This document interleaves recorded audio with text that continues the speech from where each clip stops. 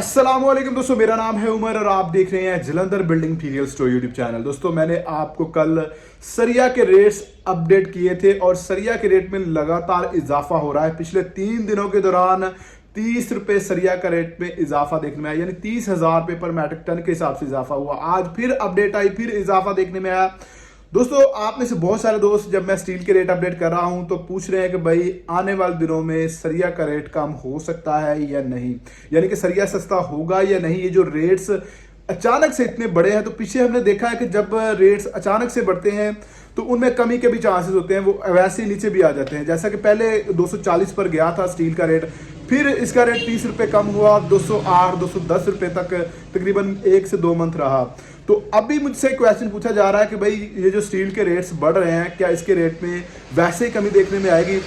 दोस्तों मैंने आपको बहुत सारी वीडियोस में तकरीबन जब भी मैं स्टील के रेट अपडेट करता हूं तो मैं आपको इनकी रीजंस भी बता रहा होता हूं कि भाई स्टील का रेट क्यों बढ़ रहा है, सीमेंट के रेट में क्यों इजाफा हो रहा है, आने वाले दिनों में क्या सिचुएशन हो सकती है, तमाम बातें मैं आपको बता रहा होता हूं। तो आज की ये वीडियो में मैं आपको आने वाले दिनों के हवाले से बता देता हूं कि भाई स्टील का रेट क्या अचानक से जिस तरह बड़ा है 50-60 रुपए पर केजी के हिसाब से, क्या इसका रेट कम भी हो सकता है या नहीं, क्योंकि 210 रुपए रेट था दिसंबर में और जनवरी के 1 महीने में 70 रुपए पर किलो के हिसाब से स्टील का रेट बढ़ा, यानी कि 70 से 75,000 रुपए पर मैट्रिक टन के हिसाब से सरिया के रेट में इजाफा हुआ, जो कि बहुत बड़ा इजाफा है। दोस्तों सीमेंट के हवाले से भी अपडेट आ रही है, वो मैं आपके साथ शेयर करने जा रहा हूँ। 1-2 दिन में आपके साथ उस सीमेंट की अपडेट भी शेयर करेंगे। वो मैंने वैसे आपको बताया होगा कि भाई इसके रेट में इजाफा होने वाला है, क्योंकि एक तो आपके पेट्रोलियम के रेट्स बढ़ चुके हैं जिसकी वजह से इजाफा हो गई होगा। डॉलर का रेट आपको पता है कि पाकिस्तान में जो है कंट्रोल नहीं हो रहा।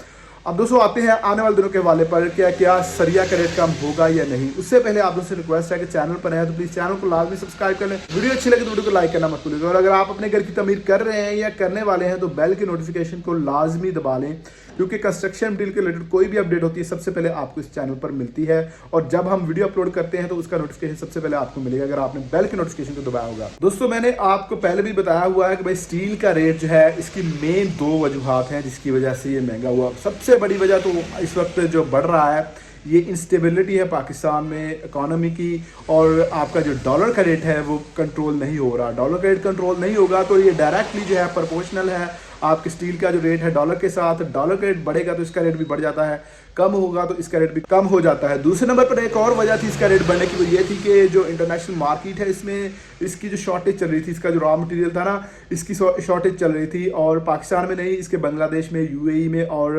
आपके इंडिया में भी इसके रेट्स थोड़े से बढ़े थे। लेकिन दोस्तों मेन जो फैक्टर है वो ये है कि भाई स्टील का जो रेट है ये डॉलर की वजह से बढ़ रहा है।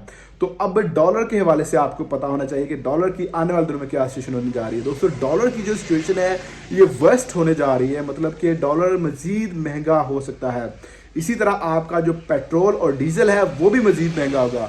डॉलर रेट बढ़ने से तो रेट्स बढ़ते ही बढ़ते हैं। अब दूसरा जो फैक्टर है ना आपका डीजल का, वो भी इफेक्ट करता है। वो कैसे इफेक्ट करता है, अगर आपको मिसाल के तौर पर मैं फैक्ट्री रेट बता देता हूं कि भाई 285 रुपए आज का रेट है, तो जब आप फैक्ट्री से लेकर आएंगे माल को तो फिर उस पर भी जो है आपको किराया ऐड होगा, वो भी आपकी कॉस्ट स्टील के रेट में आती है। इसी तरह फैक्ट्रियों से जब डीलर्स के पास माल जाता है तो उधर भी किराए बढ़ जाते हैं, जिसकी वजह से ओवरऑल कॉस्ट जो है फिर स्टील की इफेक्ट होती है। तो इस तरह डबल रेट्स जो है बढ़ रहे हैं।